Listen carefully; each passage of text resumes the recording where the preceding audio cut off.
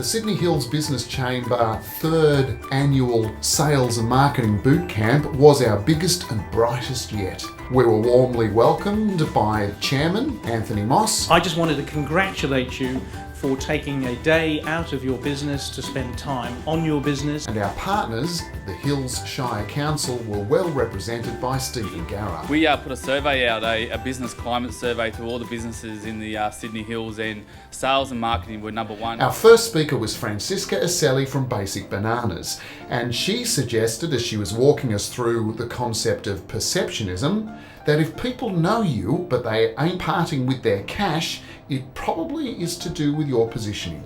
Just be better. Provide a better service, make your stuff look more amazing to look. The second speaker of the day was Phil Lee, a sales master, and his message was very much about the importance of getting back to basics. Business is not won or lost, as most people think here at the point of presentation. It's not won or lost there. Business is won or lost where at the point where the salesperson, the seller, decides whose system is going to prevail. I always find it exciting and a little bit frightening when we're asked to think about the future. And Mark McCrindle from McCrindle Research asked us to think about, based on the demographics of today, what that might mean for our customers of the future. The way we have to communicate these days can't just be through written forms, it has to be through visual forms. Generation Alpha, born since 2010, I've labelled here, not just the alphas, but Generation Glass, because it's not the paper, it's the glass that's the medium for them. It's glass that they carry in their pockets or wear on their wrists or wear on their face. It's glass that comes to life. It'll be on the head-up display of the first car they ever drive. It's glass that is there not to just look through, but to look at. Glass that will display content and video content. Felicity Zadro from Zadro Agency knows what it's like to own and operate a small business. At the same time, she works with some of the largest businesses and organisations in Australia. And so often people say to me, I just want to be in the Sydney Morning Herald.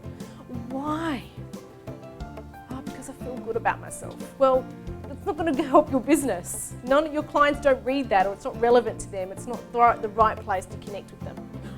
Know your business goals. The last session of the day was Stump the Strategist with Glenn, Jeff and Adam, where members of the audience got to pitch the biggest challenge that they face from a sales and marketing perspective to these marketing strategists.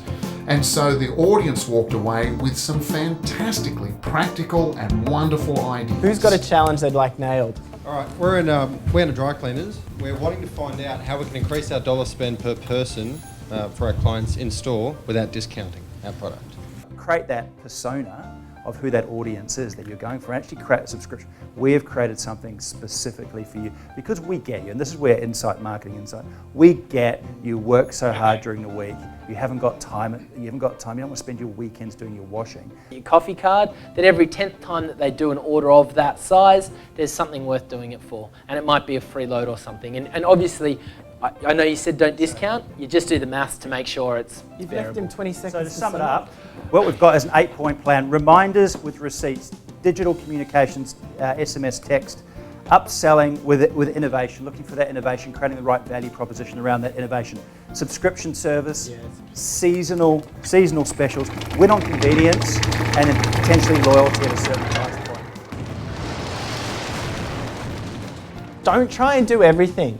Glenn put up a 6-point plan. Don't do all 6 points at once. Just do one and do it as well as possible. Get the results from that and reinvest back into the business. And don't be afraid to piss off some others if what you've got to do to get attention is like stand on the table at a conference.